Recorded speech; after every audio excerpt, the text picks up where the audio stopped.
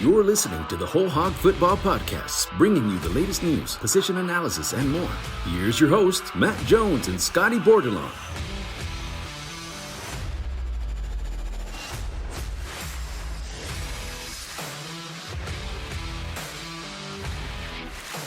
Arkansas is 2-0. The Razorbacks with a 44-30 victory over South Carolina last week at Razorback Stadium. 1-0 in SEC play for the second consecutive year. That hasn't happened in 18 years where the Razorbacks have won their SEC opener 2 years in a row. They'll step out of conference this week to take on Missouri State, an FCS team coached by Bobby Petrino. That's the storyline of the week, is that Petrino's coming back to Fayetteville for the first time since he was fired over a decade ago. We'll talk some about that game later today with Scotty Bordelon of WholeHogSports.com. I'm Matt Jones, but we're going to focus on the South Carolina game quite a bit and what we saw. And Scotty, it was pretty evident early on in that game that it was the Sanders show. Rocket Sanders on offense, Drew Sanders on defense, and those were the two guys that really stood out to me on Saturday. There were other players who made plays and had good games, but Rocket Sanders, 156 yards, 2 touchdowns rushing, and then you had Drew Sanders with 11 tackles, 2 sacks, 2 forced fumbles. Felt like he did a little bit of everything and was named National Defensive Player of the Week for it. Yeah, I think what we saw from Drew Sanders is probably what Sam Pittman hoped that Drew would look like once he was, on the field in an Arkansas uniform. We heard a lot about him in the spring, because we didn't know a whole lot about him in the spring when we first laid eyes on him. But you're getting a transfer from Alabama, who is a really freaky athlete who did a little bit of everything in high school. He's a former 5-star athlete, played both sides of the ball in high school. He's really a terrific player then. And gets to Alabama, and Alabama had an injury to one of its best linebackers last season early, and Drew stepped in, and Nick Saban said that he thought Drew did a great job filling in that role, and he was a guy that with the Crimson Tide had special teams player of the week honors against Arkansas in 2020 and then against Cincinnati in 2021, the college football playoff. So the guy's super versatile. And I think we all got a really good glimpse of that. I mean, just running sideline to sideline, making tackles, breaking up passes, had 2 more sacks. Like, he leads the team in sacks through 2 weeks with 3. And I think he's tied for the 3rd best pass rush grade on Pro Football Focus in the entire FBS, which, I mean, that's really ideal. As we heard in the preseason that he was an elite pass rusher, but we just hadn't seen it yet. And in the spring, all of his teammates, especially on the offensive side of the ball, were talking about this swim move that makes Drew really, really good. And we've seen that a lot in the first 2 weeks. And it's kind of one of those deals where he runs up to the guy and he's so quick and athletic that he does that swim move, but sometimes he doesn't even touch the player that he's swimming. And he just gets into the backfield and just creates havoc, and very deserving of all the honors that he got this week. I can't believe a guy, actually I can, but he gets National Defensive Player of the Week by, one publication or one award foundation, and then he gets co-SEC Defensive Player of the Week. I thought he was by far the most dominant player on the field for Arkansas in week 2, and the Rocket was great again. I really think that we're seeing him blossom into one of the more electric players in the SEC, and he showed us a little bit of his pass catching ability and what he can do. After he fields a pass from KJ Jefferson, like, he was terrific on that first drive. I think Arkansas went 70 or 75 yards, and he had more than 50 total yards on that series. He was just terrific throughout. And, his offensive line probably deserves a lot of credit for the success he had, but Rocket's really good at, being patient and finding holes. And then once he sees that hole, he gets through it really, really quickly. On the co-SEC Defensive Player of the Week point that you made, it's always about, 2 things come to mind. Number one, beauty's in the eye of the beholder, right? So the Walter Kemp Foundation was the one who gave Sanders his Defensive Player of the Week, National Defensive Player of the Week. The SEC, it's got its own set of voters. And then it's also good PR. I mean, it's PR 101 that you get as many players involved in those awards as you can. I know people don't want to hear that, and there's are a number of people out there who thinks that Arkansas players get slighted with these co-player of the week awards. But 100%. Yeah. but you can, but you can look at it the other way around. The other team has to share it too with an Arkansas player. And you look at the guy that he shared it with, by the way, the Kentucky linebacker Jordan Wright. If you watch that Florida Kentucky game, the one-handed interception that he made in that game completely changed that game. It was 16-7 at that point, and he finished Saturday with the interception, the return that obviously set up a touchdown that changed that game. He had a sack, he forced a fumble, so that's a pretty good game, for him Yeah. too. He was a big part of what Kentucky's got a winning streak in that series now for the first time since the late 70s. So, a player that had a big part in that happening. But obviously understand why he gets that award. Yeah, it was a really nice interception. Yeah, I mean, it was play of the day as far as I'm concerned. A one-handed interception that just completely, turned that game on its ear. We talked about Rocket Sanders. It was pretty evident early on that Arkansas felt like they could push South Carolina around Yeah. at the line of scrimmage. They did it offensively. They even did it to an extent defensively. They finished with 6 sacks of Spencer Rattler. But you look at it from the offensive standpoint, and you looked this up after the game, that it was the most carries that they had had in a game since 2014, the game against Texas Tech down in Lubbock, when they ran, I think, like 68 times. And for, who knows how many yards they had in that game, and a lot of rushing touchdowns. They beat Texas Tech that day. Pittman was the offensive line coach that day. It just feels like that type of game is really the type of game that I think he wants to, not to say that they can't play a different style offensively, because we've seen him do it. But man, if you can control the line of scrimmage, it seems like that's what he wants the identity of this offense to be. Yeah, for sure. There's no doubt about it. I think I tweeted that like maybe midway through the second quarter, Arkansas's offensive line was just leaning on South Carolina's front. And I think we wrote in the 10 keys for the game day insert last week that, offensive line play, trench play, that's probably going to be one of our keys every week, honestly, especially in an SEC game or against a team that you feel like is pretty physical. But I kind of got a little bit specific with some of South Carolina's edge rushers, because I think, South Carolina against in their week 1 game, they had like 5 or 6 tackles for loss, and more than half of those came from edge guys. And so you're thinking that, Luke Jones and Dalton Wagner are probably going to be tested again, in week 2 with some pretty quick, twitchy guys. And Sam Pittman, like late or early last week, was just like, guys, look, we believe that the key to winning this game is if you guys just take control of it.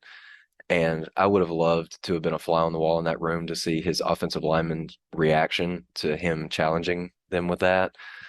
I think that I wish I would have, in retrospect, asked Sam what their reaction was to getting that challenge from him, because I'm sure they were all on board with that. They love that physicality and the toughness and the grit aspect of, it's being a really physical football team, and they take a lot of pride in having a really good run game, because it all starts with them.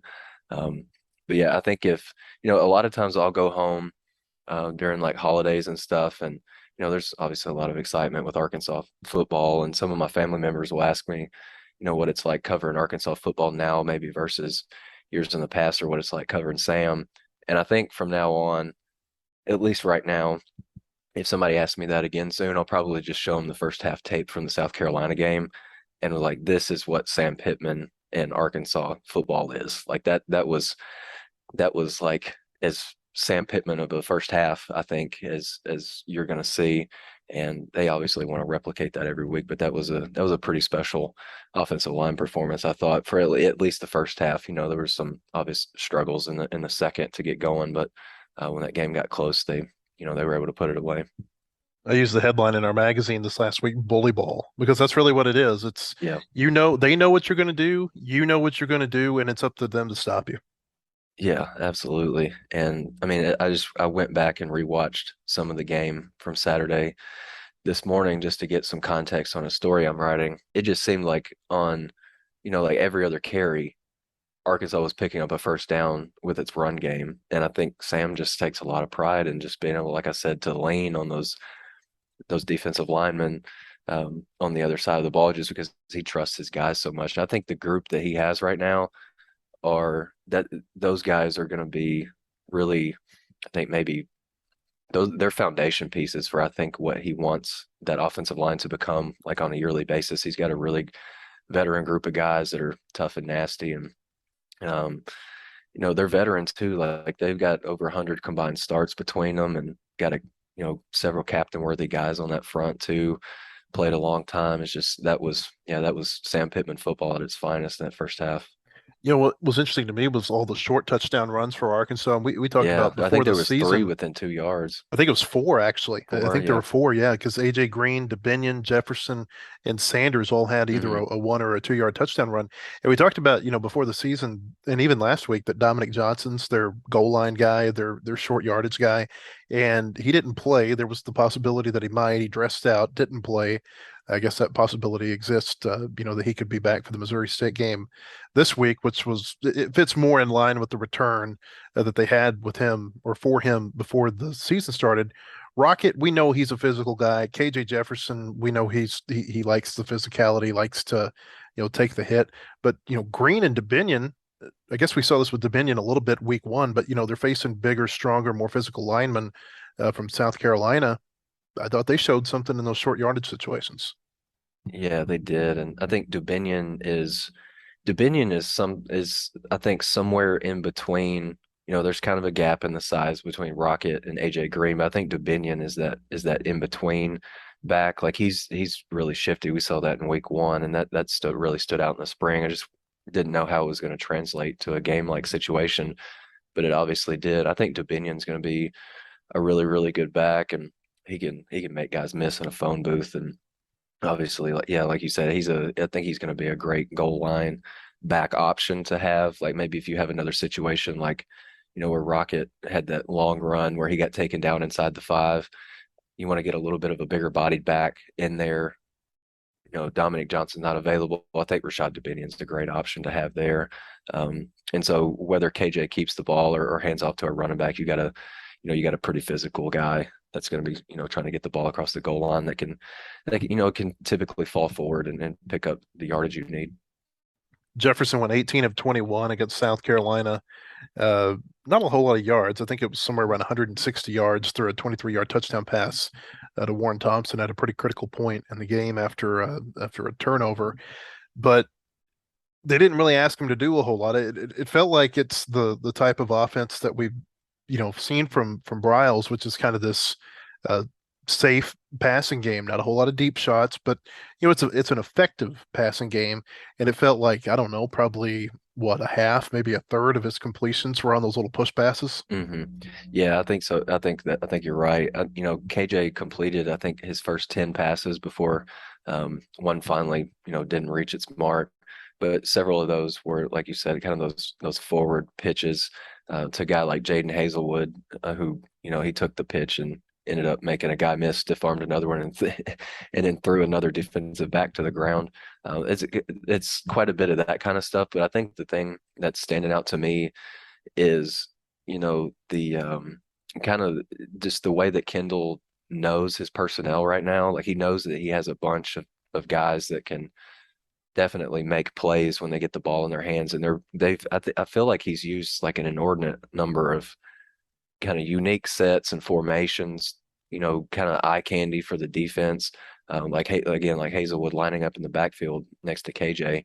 I think just the versatility of the formations and the sets that they're running, and then they're keeping things. While I say that, and it can look pretty intricate, especially when you consider all the pre-snap motions and stuff. I think they're not overthinking things too much. And they're just kind of going with what works for them. And, through the first 2 games, I wrote that Arkansas has had 7 players carry the football, and they've had 8 different guys on the receiving end of one of KJ's passes. And so the versatility on offense right now, the number of playmakers they have, I think that's what's really stood out to me through the first couple games. Defensively, Arkansas, again, good in the first half, not great in the second half. And that's a trend that, probably not very hard to see in the first 2 games. Cincinnati They didn't give up a score in the first half. Certainly, Cincinnati got into scoring range, but didn't score, and then scored 24 points after halftime. And then against South Carolina, 9 points in the first half, 21 points after halftime. I think that's a concern. And then I think it's going to be a concern all year for Arkansas, the pass coverage, especially with Jalen Catalon being out for the rest of the year. Pittman announced that after the game. They didn't have Miles Slusher in the game against the Gamecocks. He's supposed to be back this week probably, but it just feels like this pass defense is going to be, something that you're going to have to maybe grit your teeth and grin and bear it, so to speak, the rest of the year. Yeah, I think so. And outside of Dwight McGlothern, who's got 2 picks in his first 2 games and has looked like, outside of Drew Sanders, he's honestly been one of Arkansas's best defensive players, just, kind of making things happen. But other than him, I think there like almost every guy in that defensive secondary has been, targeted at times and, maybe giving up some big plays. I still think that Nudie and Hudson Clark are clearly Arkansas's top two corner options. Hudson Clark, I think, got beat a couple times deep. That was kind of a little bit surprising to me. I know it's happened in the past, but he's normally a guy that, he'll give up those 8 to 14-yard gains, but he's pretty technically sound and won't typically let guys get past him, on deep balls. And I think some of the Spencer Rattler threw for what, upwards of 350 yards, maybe more than that. And I think some of that was just Arkansas's got guys in positions that they haven't really been in before. Like Kari Johnson was, I think in week 1 maybe he was kind of in the 2 deep.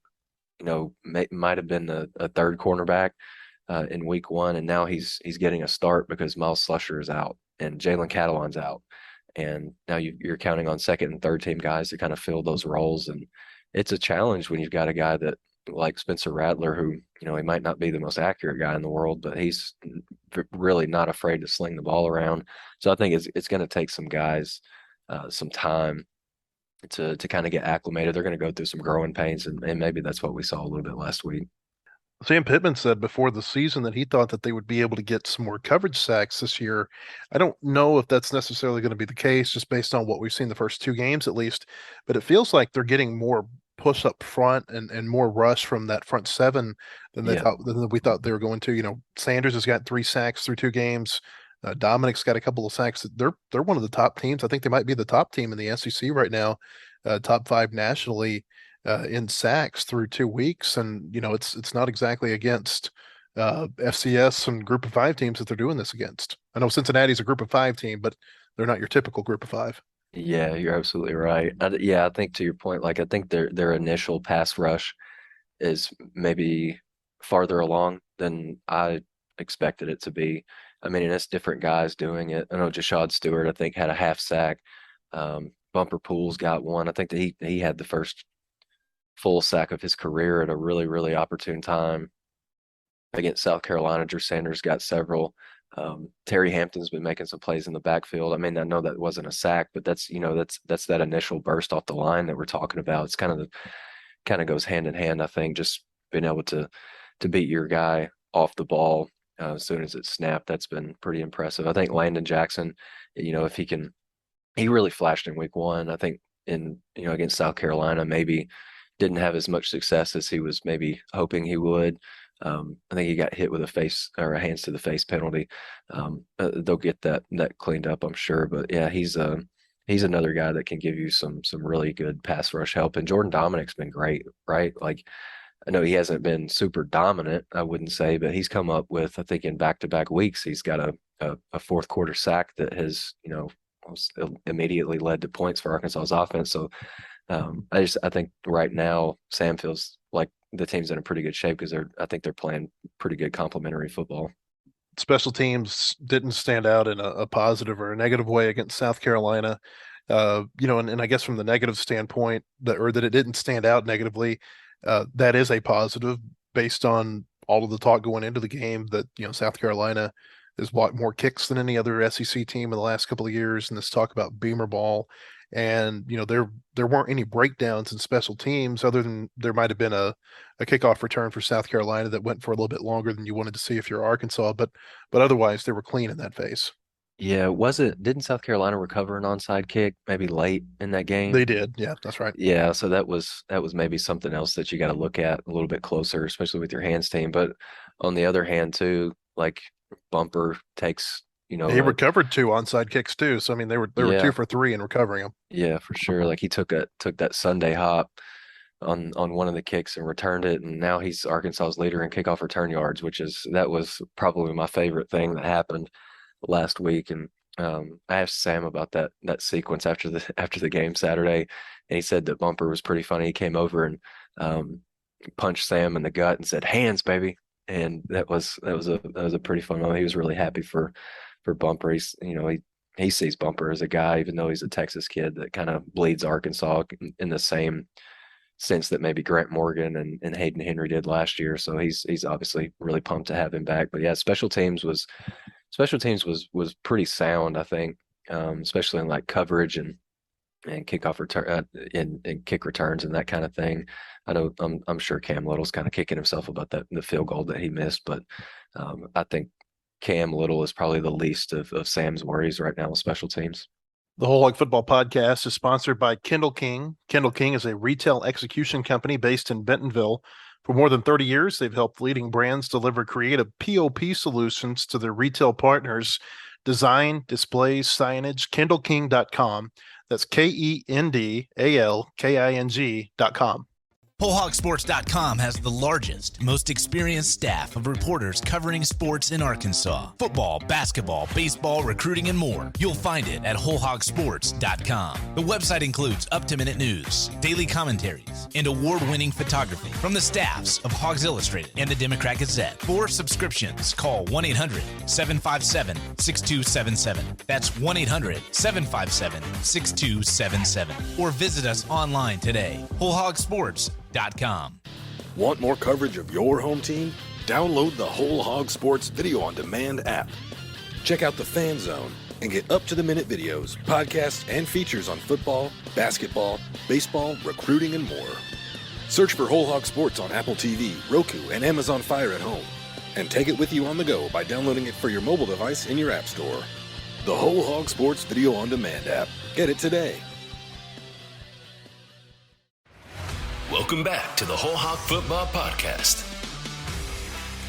Hope you'll join us at the Hogs Illustrated Sports Club next week. Next Wednesday, Maria Fossey, the former Razorback NCAA champion golfer, now on the LPGA Tour, will be at the sports club to talk about her career, also about the upcoming Northwest Arkansas LPGA Championship at Pinnacle Hills in Rogers. For ticket information, go to nwadealpiggy.com. That's NWADEALPIGGY.com. Maria Fossey on September 21st. Joined now by Ethan Westerman. Ethan writes a scouting report for Hogs Illustrated magazine each week, and we brought him in to talk about Missouri State.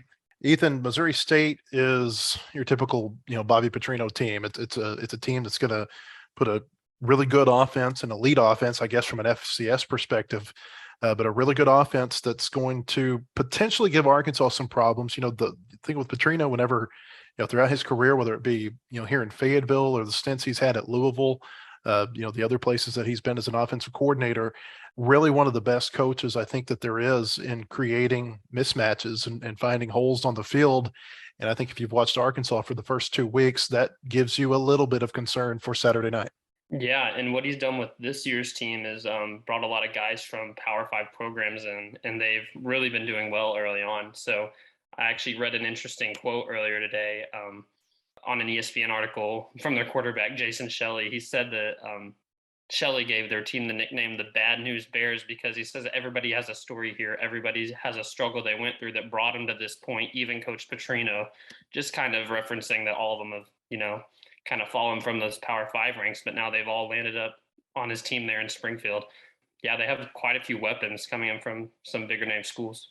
Shelley is the guy I think to really watch on Saturday night. This was the 2021 Missouri Valley Conference Player of the Year. Finished 10th in the Walter Payton Award voting last year, which the Walter Payton Award is given to the best offensive player in FCS. Used to be the FCS Player of the Year, almost like the Heisman Trophy is, and then they split it up to where you've got the Payton Award for offense, you've got a separate award for defense. but he's a really legitimate player who, like you said, is one of those transfers, began his career at Utah. Yeah, and he's not only explosive passing the ball, but he can run it too. Last year, he passed for 3,347 yards, had 3,789 total offense, which just shows that he can do it all. He's a really good passer, and he's really good out of the pocket too. Yeah, Shelley's an interesting guy to me, I think, as I was looking through his bio a little bit earlier, after I watched a couple of the Missouri State players press conference after Bobby Petrino went yesterday. And I think Shelley just kind of, it struck me a little bit that he's just pretty composed and poised, I think. I think you can kind of tell a lot about a player, and kind of who they are, kind of their makeup, and maybe in the way that they handle themselves in those interview settings. And he was super poised, I thought. And then I looked at his bio, and he's 23 years old, so he's been around the block a time or two. He's one of those guys that Ethan mentioned that, he started his career, I believe, at Utah and then went to Utah State. And he's played in some fairly big environments too. Last year, he nearly led Missouri State to a win at Oklahoma State, who was like a play away from making the college football playoff. So he's definitely going to be a guy that Arkansas has got to really pay a lot of attention to, especially with his legs. So I wouldn't be surprised if this is maybe the week that Arkansas maybe goes to its dime package, puts 6 DBs on the field, and that means that the field's going to be spread for Shelley to maybe take off or tuck the ball and run and maybe try to hurt Arkansas with his feet. And that dime package within that might see some of that Barry Odom special drop 8, rush 3 this week. Yeah, I think this week, if Arkansas does just rush 3, I think that's going to put a lot of responsibility on, Bumper Pool and Drew Sanders to be able to run sideline to sideline and make plays. And Arkansas, I think, is going to need Drew Sanders to maybe not play as well as he did last week, but still, have a put his fingerprints all over the game, just with his speed and athleticism. And I think he was a little bit shaky in week 1 in terms of like missing tackles. I don't think this is a week where you need to see a drop off with Drew in terms of that. He was pretty sound last week against South Carolina. He was obviously pretty fired up for that game and played like it.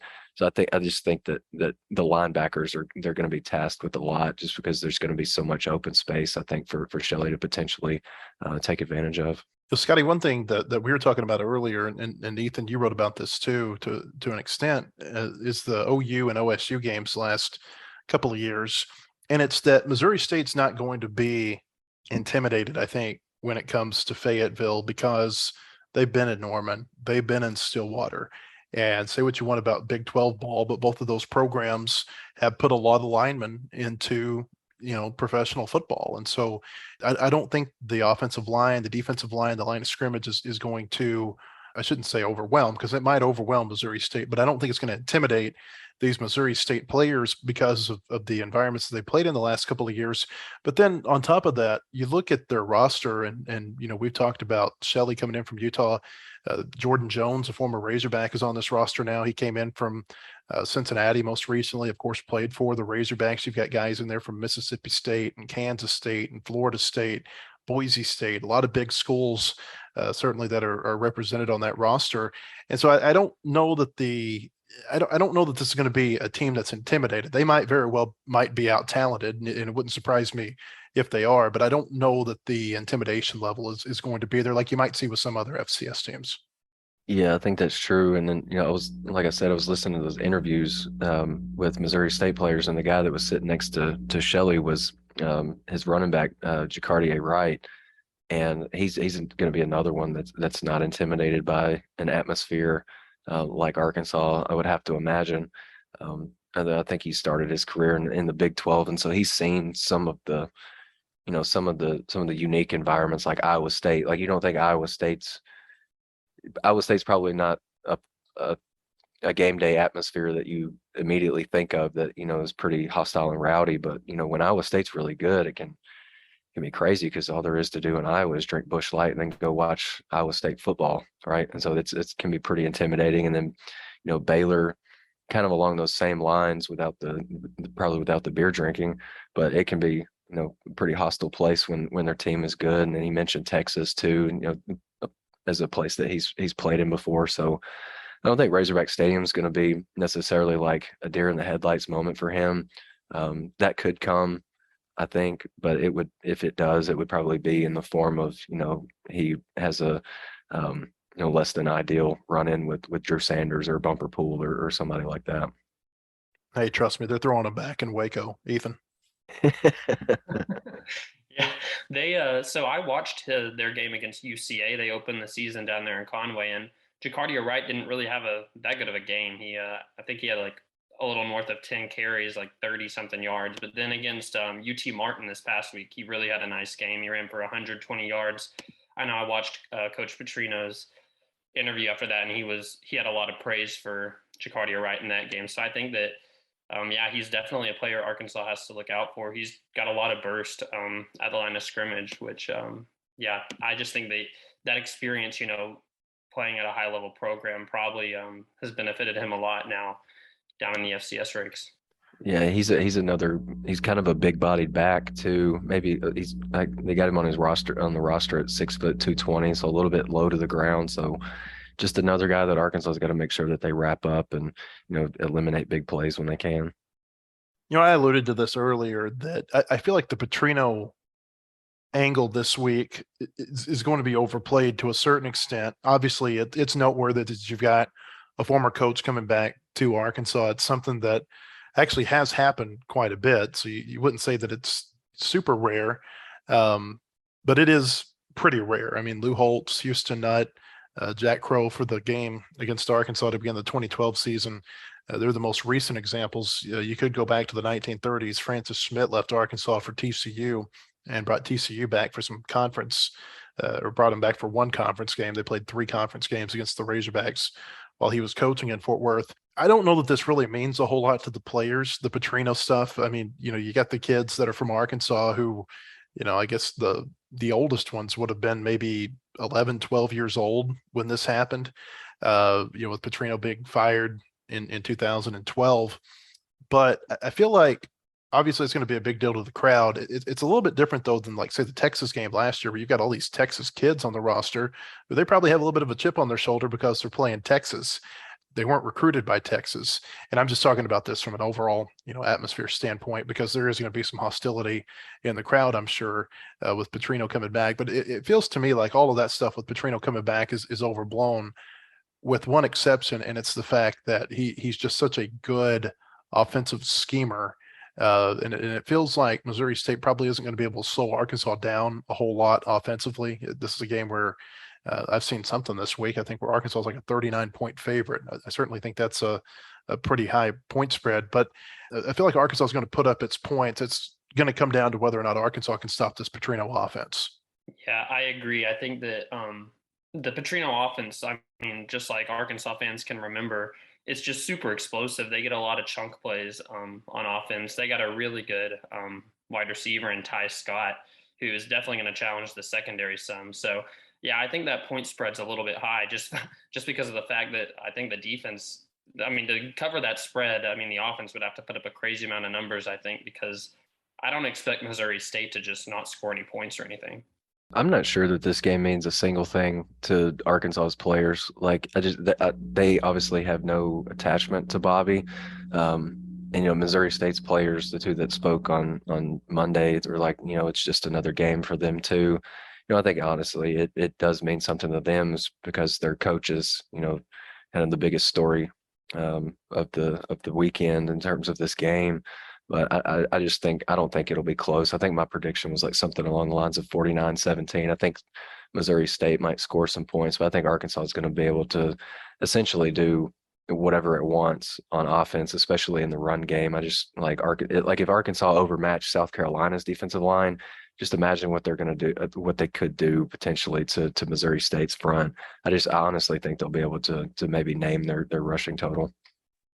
Yeah, that's just an SEC team against an FCS team, regardless of what FCS team you're talking about. I just don't think that they've got the horses up front to match up with these SEC teams. Not just up front, but you could say that pretty much every position most likely. And I'm looking here. The latest point spread is Arkansas by 28.5, a little bit more, I think, in line with what we all think the game might be like. Yeah, I think Arkansas has been pretty good covering the spread either way. Either if they're a favored or an underdog. Since Sam has been here, so I think if my score prediction holds up, I think if my math is right, I'm not really great at math or numbers, but I think if Arkansas ends up scoring 49, I think they'll cover pretty easily.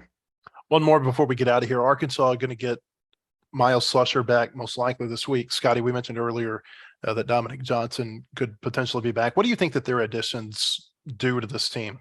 I think it just allows you an opportunity to work particularly with Dominic Johnson, just to get his feet wet, ahead of Arkansas's toughest stretch of the schedule, right? Like you go to A&M and then Alabama, and then you got 3 straight road games in places that are not easy to win at. So I think just working him back in any way you can. Maybe this is the week that, Rockets carry the ball quite a bit the first 2 weeks. And I know they talked about his workload, maybe wanting to minimize that, or not minimize it, but maybe take a few carries off his plate. Maybe this is the week that you get Dominic back in. I just didn't think that it would happen last week, because I don't think that you want his first game action since his injury to be against an SEC caliber defense. And I think this game came at a perfect time for him. In the secondary, I think, anytime you can get a player like Miles Slusher back on the field, maybe even if he's not 100%, it gives you more leadership, more experience, more guys that have games under their belt. Like Arkansas last week played Kari Johnson. I think he started for the first time in his career, and he didn't play against Cincinnati, as far as I know, especially on the defensive side of the ball. So just if Arkansas is able to get those 2 guys back, I think it's a good stepping stone for those guys heading into a really, really, really important stretch of the year. Arkansas and Missouri State at 6:00 Saturday night. This is going to be the game this year that's not on television. You've got to watch this through a streaming provider, either ESPN Plus or SEC Network Plus. We'll be back with a podcast later in the week with Tom Murphy as we continue to preview the game. We'll also give our weekend predictions. Hope you join us at wholehogsports.com. Until then, and we'll see you later this week on the Whole Hog Football Podcast. The proceeding has been a production of wholehogsports.com. Look for our latest podcasts on Apple, Spotify, or your favorite podcast store. And visit us anytime at wholehogsports.com for the latest news and commentary.